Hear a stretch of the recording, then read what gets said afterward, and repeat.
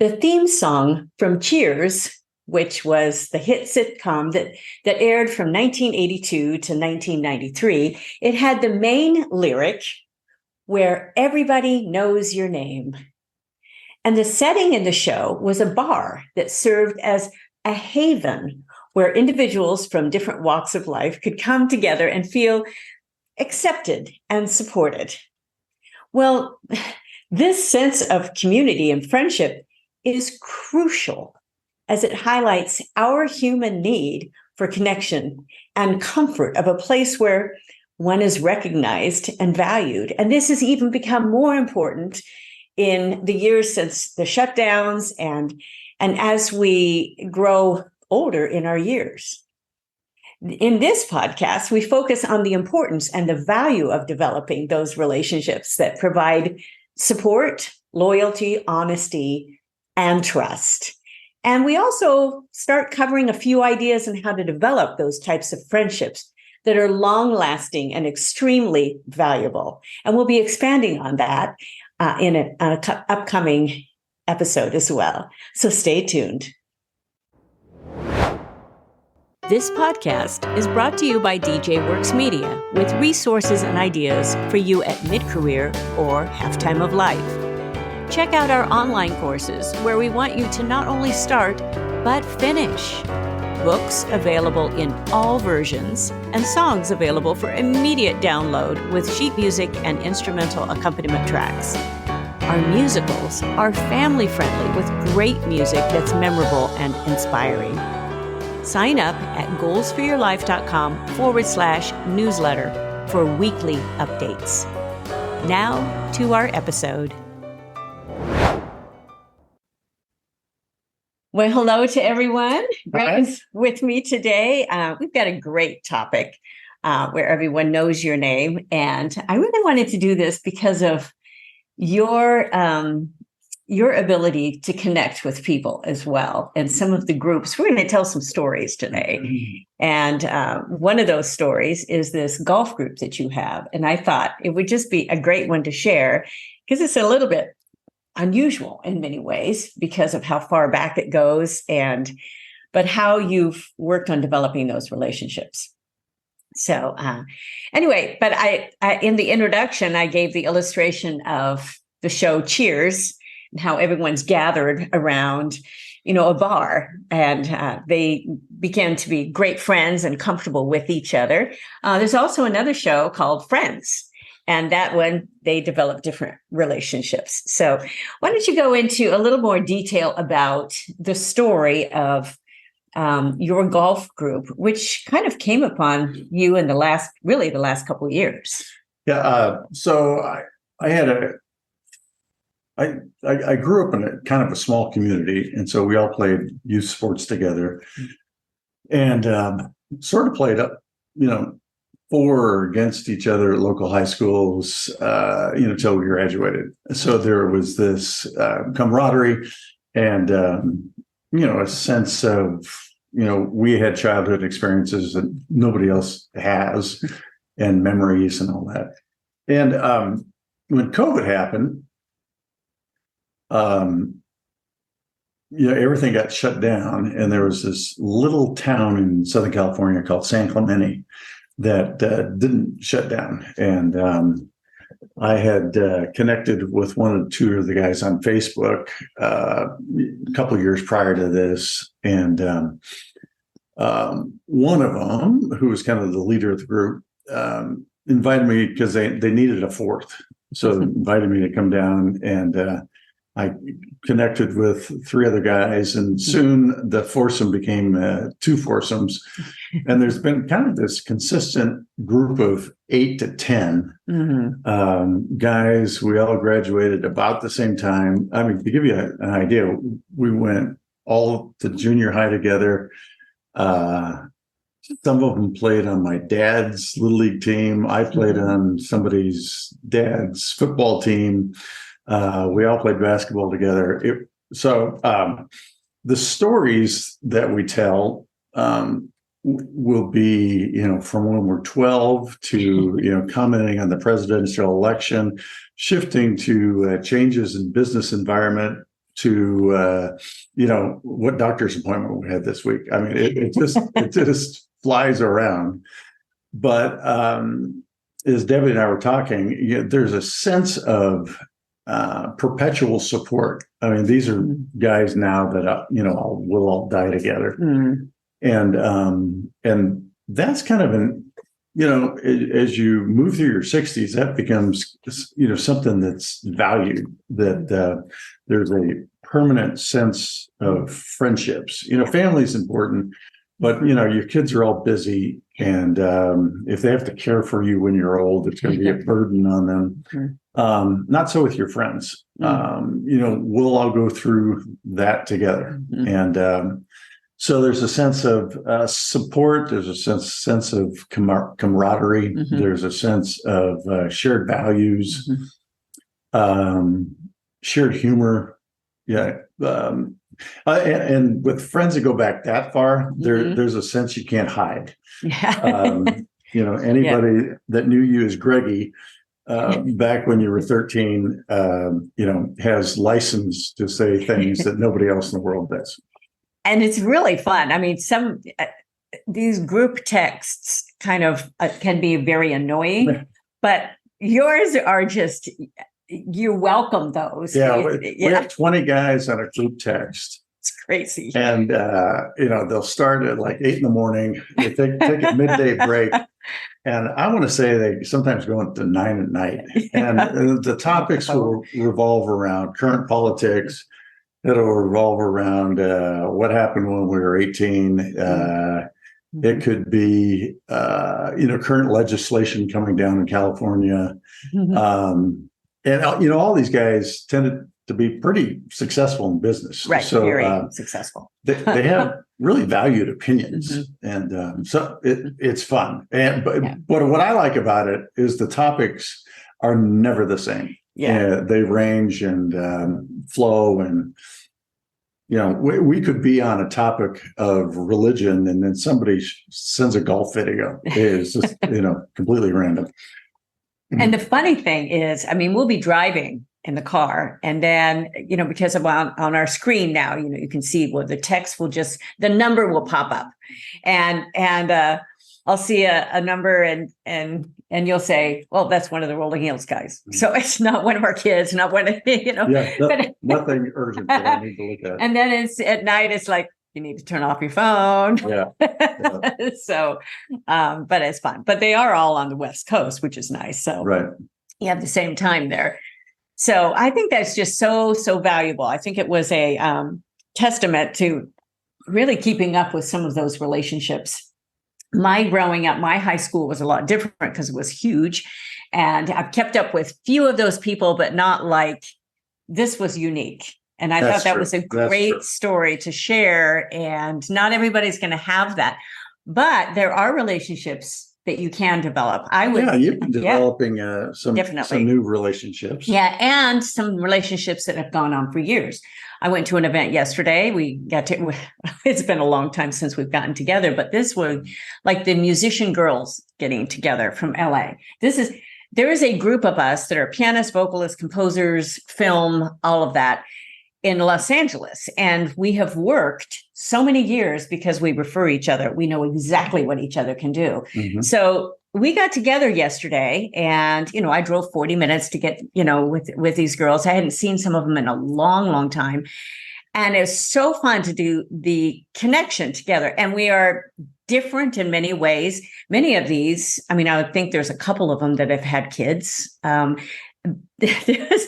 lifestyles are different. Our political stances are different.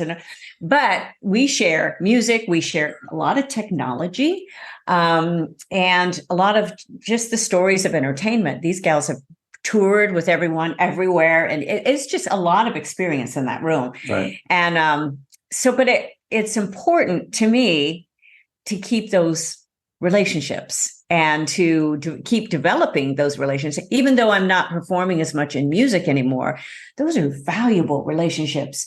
And we have influence on some of them. I was able to show, some pictures of our newest little granddaughter and, the others. And they're like, oh, you have grandchildren, that sort of thing, because now a few of the younger gals that are coming on, there's not a lot of younger gals, but a couple of them, they are also raising families because, many of these decided not to have the families. They've toured and been on, they've had to be gone months at a time. So they're not, that's not conducive to raising a family. So, but that is an important sort of group. And there are other groups that are important for that too. So let's talk about a couple of those. And then we're going to get back to some more stories, because I think these stories, you tend to be more social than I do because you're more of an extrovert. Actually, we have a couple, I think I have a podcast. We have a podcast that we recorded on when a type A marries a type B, and how you are more of the extrovert and more of the introvert. I put on my extrovert hat. You're more of the type A and I'm more of the type B. B. Yes, I am more of the type A and you're more of the type B, but also I'm more of the introvert and you're more of the extrovert. Right. So the friends. And so we're going to talk about this development of support, of development of loyalty, honesty, and trust. And then I have another story to tell too about another group that is kind of surprising, that's growing even in my own neighborhood. That's kind of fun. But let's talk about support and what that means, because a lot of times with support for each other, that is to where you feel like you're a part of the group, or they're going to have your back for different things. How can you expand on that?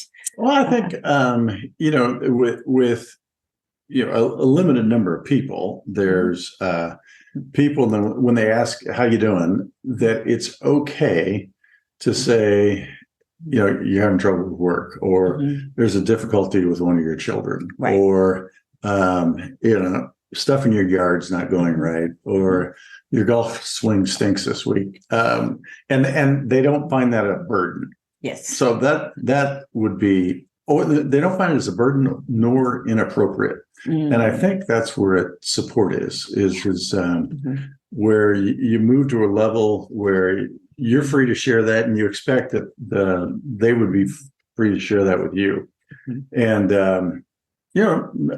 not many people get into that category, right? But right.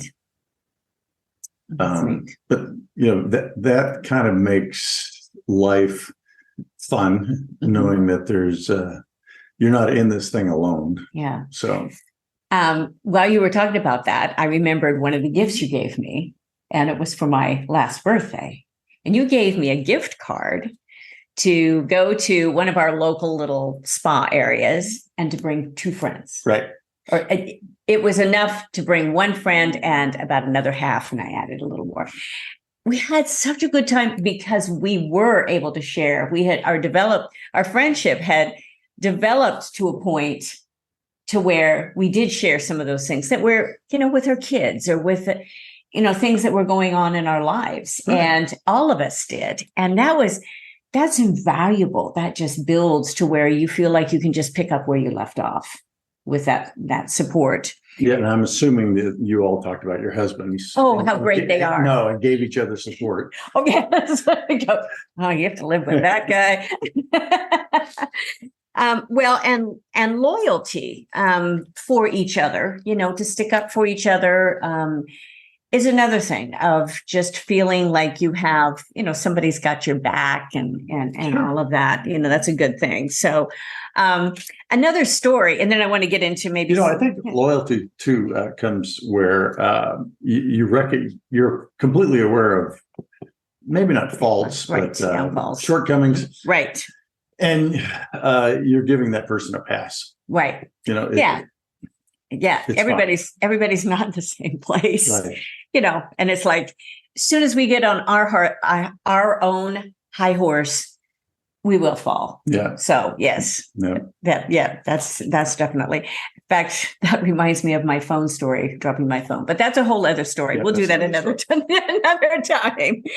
when we're on horses. Okay. So I want to talk about another group that sort of developed, and then we're going to talk about a few more of these qualities, which is honesty and trust, because those are a little harder and longer sometimes to develop with people, especially the trust. but I decided, there's a group in our neighborhood that started taking longer walks on, they go like, I think 4 times a week, but they go like these 5-mile hikes. Yeah, it's a lot of hills. A lot of hills. I mean, it is like straight up hills. And so I thought, well, I'll go once. And then I started going every week with this group. And this group has now developed to be friends. And it's interesting because I was the very newbie. Some of these gals, their kids went to school together. Well, our kids went to school like before them, because our kids are a little bit older than they are. So, but I was like the outsider. I was the newbie, and and I knew I was probably a little older than all of them because our kids were older, which isn't always the case, because we could have had our kids. I keep saying we had our kids like really, really young now, but they've really developed, and I'm starting to be invited to some of their group things. Yeah. And it feels really good. It's like, wow, more friends, because I work by myself so much. And how well, there's always this great feeling when a group gets to know you, and then includes you, because that means that they've checked you out and want you to be a part of the group. So that's a big sign of affirmation. And I'm not too weird. I have a home office. I work all the time, and but it was just a very wonderful feeling that way of just developing, because I'm pretty honest with, kind of self-effacing and what we do, all of it. But it's, I'm not any more mature or anything, because our kids now are launched and anything else, they're still going through those stages. So anyway, but that always feels good. And as the honesty and the trust then is developed, and starting to with, especially one of the gals, a couple of the gals, I guess, a little bit more of that trust, and to where, one of them said, oh, I'm going to come over and, when the fruit's in, you make jam. That's kind of what one of my mottos is. And I had told her, hey, her jam was out. I had given her a bottle, and she said, I'll come over next time you make it. I'll come over. So I just decided to just send her a text last minute. Oh, she was over within like 5 minutes and helped me with it. And that just develops those relationships. It gave me the freedom to ask her, which I would normally not just ask anybody because it's a hot, sticky mess. But we had a great time. And, you make stuff together, you talk, you walk, you talk. All of those things are just important in relationships. So how can you expand on that a little bit, on that honesty, the trust, and how some of that is really developed in some of those relationships? Probably people quickly evaluate your sense of humor. Is it appropriate? Is it at least appropriate to the group? Right. Is it, because sense of humor reveals values. Yes. And so people probably quickly evaluate sense of humor. They evaluate responses to whatever topic the group has brought up. Are you in? Are you out? Are you tolerant, intolerant? Those kinds of things. So I think those are the kinds of things that in a nonverbal way quickly develop trust. Yes. And you're really good about that, because you're very good about asking questions. Sometimes I just respond, but you kind of go to the area of just saying, now, why do you think that way? Or how did you come that way? I think an example was we were on a trip recently, and it's 2024, middle of the year, and this couple on this trip with us is wearing masks still. And it's one thing if you are autoimmune. It's another thing if you're still afraid of COVID. Those are two different worldviews, and I kind of wanted to know which worldview we were going to be on for this whole week. So I asked the guy. I said, "I know you guys are still wearing masks. Are you struggling with autoimmune issues?" And he goes, "No, but we both felt something coming on as we were flying over. And we thought in order to protect the group that we would wear a mask, which is a wonderful gesture on his part. Really, but it also cleared up the fact that, they weren't still thinking that COVID was going to, dominate the world, and that they were in some sort of way looking down on the rest of us because we weren't being careful. Yeah. So a simple question framed the right way completely opened up the week for us. Right. And, within a couple of days, they were feeling better and took the mask off. So that was good. Yeah, that was really good. In fact, that was a really great example of how to ask that type of question for an honest answer, and it made us very comfortable. In fact, we had ended up hanging out with this couple most of the time. Yeah. And it made us very comfortable that we weren't going to infringe on some of their values or that was what we needed. We wanted to know that. How because you take a trip like that, it could just change everything. So, which is the reverse of, we were trying to figure out whether we could trust them or not. Yes. So. Yeah. So that was a great illustration there. So, well, we will expand on this on a future episode that we're going to do next time, actually, and cover how to develop some more of those trusted relationships. And because a lot of relationships at this point, I think about your mom when she got a little bit older. Your dad had passed, and she made this remark that all of her friends are dying or whatever. Right. It's a real issue as we gradually, are growing older. Some spouses go. I have a good friend. I ride bikes with her, and her husband had gotten dementia, but it was still a huge adjustment for her when he passed, because all of a sudden part of her purpose went away of going to see him every day and all of that. So there's a lot of changes that happen through these. People lose parents. I talked to somebody yesterday that she's going to move her mom in with her and give her whole new sense of purpose. But what happens when her mom's not there? Right. How is she developing some of those other friendships? And this is what we all need to do, is to think about how are we developing those friendships and what are the opportunities? And really, some of them are just unexpected, like this walking group. Yeah, it's unexpected. And some of them are being willing to show up. Me being willing to show up those 45 minutes. And you this week, you drove down again. I mean, sometimes it's an hour and a half for you driving, for you doing this golf group. And then, but what a great time. Yeah. I mean, I remember you started this group you'd come home like not happy because your golf game wasn't good. And then I say, well, how was your day? Oh, I had a great time. You look at those conversations. So not focusing on like having a great golf game. I'm sure I'm probably speaking to the choir here for some of these golfers. Go, how you do every day. And I mean, you have another friend over yesterday that you just hung out. This was another kind of unexpected relationship of a couple that we've gotten together with.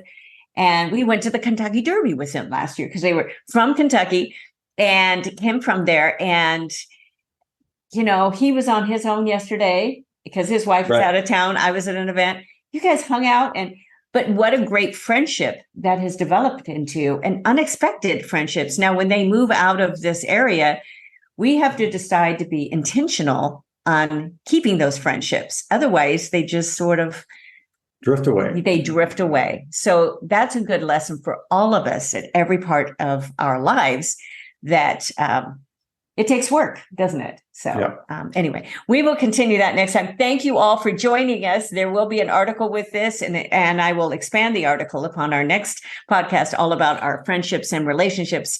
And make sure you're on our newsletter, goalsforyourlife.com/newsletter. And plenty of things that come out every single week, and free items as well. So make sure you connect with us every single week, at least once a week, because we have many podcasts coming out this year. So thanks again. And thank you for being with me. Sure. And telling your big story. And so we'll be with you again next time. We're on once a month together. So thanks again. Okay. Bye-bye for now.